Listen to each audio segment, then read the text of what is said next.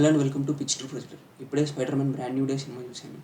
One of the most hyped movie in recent films from Marvel అనొచ్చు. And ఇది Spider Man solo ఫిలిమ్స్లో 4th film from Marvel cinematic universe. ఈ మూవీకి ఇంత hype రావడానికి main reason ఇది డూమ్స్డే ముందు వచ్చే మార్వెల్ ఫిలిం. అండ్ చాలా క్యామియోస్ ఉన్నాయి మూవీలో, like Punisher and Hulk and Sadie Sink ఏ క్యారెక్టర్ చేస్తుందో మనకు మూవీలో చెప్తారు, ట్రైలర్స్లో ఎస్టాబ్లిష్ చేయలేదు. ఈ 3 క్యారెక్టర్స్ వల్ల కూడా చాలా హైప్ ఉంది మూవీకి.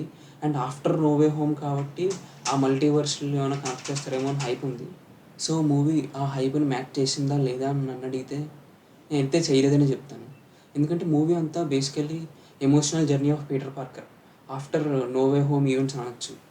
అండ్ సినిమా కూడా అక్కడి నుంచే స్టార్ట్ అవుద్ది. ఆల్మోస్ట్ ఒక నో వే హోమ్ ఈవెంట్స్ నుంచి ఒక చిన్న టైం జంప్ ఉంటుంది. ఆ టైం జంప్లో స్పైడర్ మ్యాన్ తన అదర్ విలన్స్ని ఎలా ఫైట్ చేసాడో ఇవన్నీ చూపిస్తారు. సినిమా అంతా ఎక్కువ కాన్వర్సేషన్స్ ఉన్నాయి between characters and emotional conversations అనొచ్చు. అండ్ యాక్షన్ ఎపిసోడ్స్ గురించి మాట్లాడుకుంటే action episodes are good but not great. ఎందుకనంటే యాక్షన్ ఎపిసోడ్స్ చూసినప్పుడు బాగుంది, బట్ సూపర్ హై ఇచ్చే యాక్షన్ ఎపిసోడ్స్ అయితే నాకు ఏం అనిపించలేదు. ఒక క్లైమాక్స్లో కొంచెం బాగుంటుంది, గుర్తుండిపోయే యాక్షన్ ఎపిసోడ్స్ అయితే నాకైతే ఏం అనిపించలేదు. అంటే ఈ మూవీకి ఉన్న హైప్కి ఆ యాక్షన్ ఎపిసోడ్స్కి అంత మ్యాచ్ అవ్వలేదు అనిపించింది.